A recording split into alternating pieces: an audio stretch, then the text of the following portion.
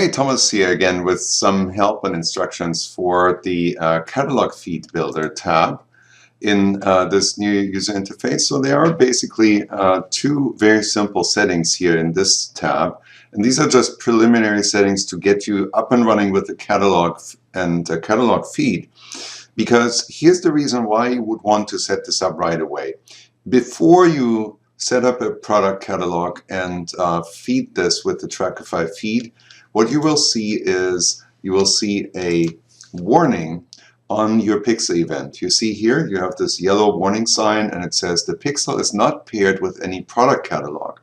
Okay, so a product catalog in Facebook is used for running DPA ads. DPA, that stands for Dynamic Product Ads, and they're used to retarget your visitors with the entire catalog in your store. So that means no matter which product the visitors may have visited, the retargeting ads that are set up as DPA ads are going to retarget them with whatever product out of your store that they visited, that they've added to the cart, depending on how you set up these options. Okay, so that's what Facebook catalogs are for.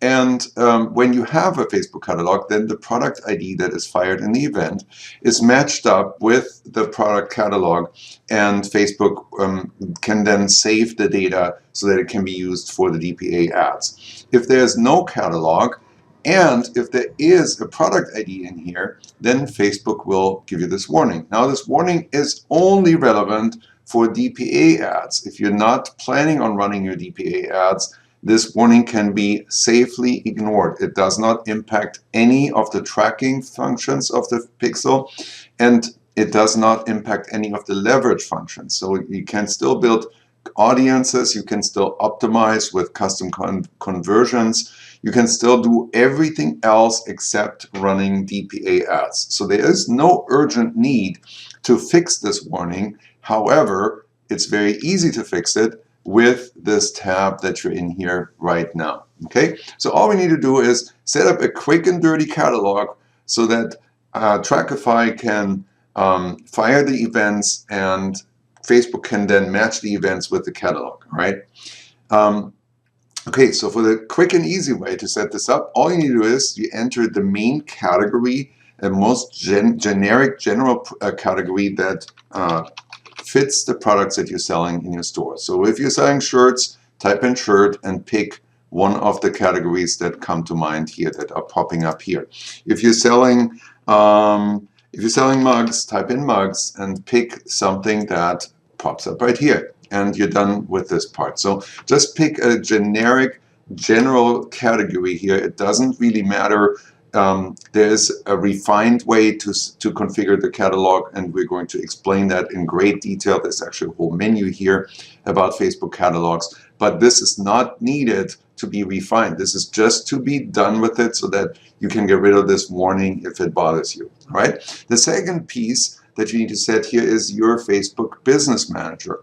If you have any Facebook Business Managers, they will pull up here because you are logged into your Facebook account and you and only you can manage your Facebook assets through Trackify. Again, Trackify does not have access to your Facebook account, only you do while you're logged into Trackify. So over here you pick the Business Manager that you want to use, and you just go ahead and select it. Now, why do you have to use a business manager here? Well, the reason is that Facebook catalogs live inside of business managers. They're not directly associated with accounts, with ad accounts, but rather they have to have a place where they can be created and live, and that is in Facebook Business Manager. So if you don't have one yet, I would strongly recommend you build a business manager. It's generally recommended that you have one and that you run your ads to business managers. And we have a help article in the help section about business managers and how to create them. And then you come back here and your business manager will be here. So then you can select it and you're done. The price options, I don't want to explain this here in the quick setup.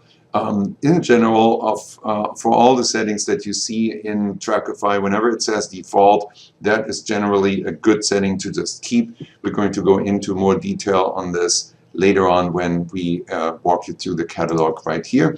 And then, so when you have this all set, you just go ahead and click Save and Build Catalog. Then you give it a few minutes, 10 to 15 minutes, and then you can check back here and you can check into your event here, and then at that point your event should have turned green, just like this here, and you're a happy camper and you're actually ready to run DPA ads.